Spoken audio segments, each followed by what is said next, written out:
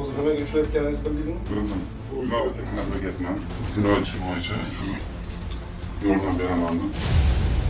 Huquqni muhofaza qiluvchi organlar tizimida qonuniylik va shaffoflikni ta'minlash hamda mansab vakolatini suiiste'mol qilish holatlarining oldini olish korrupsiyaga qarshi kurashishda muhim omil hisoblanadi. Bu borada Davlat xavfsizlik xizmati idoralari tomonidan tezkor profilaktik tadbirlar izchil ravishda o'tkazib kelinmoqda. Jumladan Namangan viloyati Ichki ishlar boshqarmasining tergov boshqarmasi tergovchisi xizmat vakolatini suiiste'mol qilgan holda o'zining ish yurituvida bo'lgan Chust tumanida yashovchi 2006-yilda tug'ilgan fuqaroga nisbatan qo'zg'atilgan jinoyat ishini uning foydasiga ijobiy hal qilib tugatib yuborish evaziga ishga aloqador bo'lmagan advokat orqali 40 ming AQSh dollari talab qilgan. Chust tumanida o'tkazilgan tezkor tadbirda advokatlar hay'ati advokati gumonlanuvchining otasidan 40 ming AQSh dollarini olgan vaqtida ushlandi.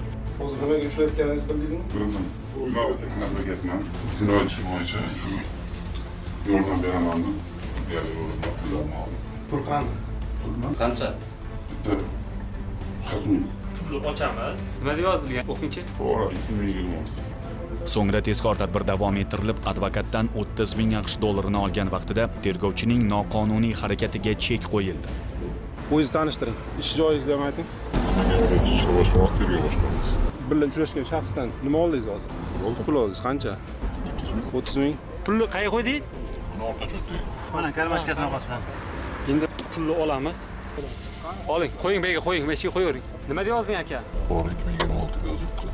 Hozirda tergovchiga nisbatan Jinoyat kodeksining 210-moddasi 3-qismi A bandi bilan, advokatga esa 212-moddaning 3-qismi B bandi bilan jinoyat ishi qo'zg'atilib, qamoq ehtiyot chorasi qo'llanildi. Hurmatli fuqarolar, kundalik hayotda shu kabi qonun buzilish holatlariga duch kelsangiz, Davlat xavfsizlik xizmatining 1520 qisqa raqamiga qo'ng'iroq qilib xabar bering. Shaxsingizning sir saqlanishi kafolatlanadi.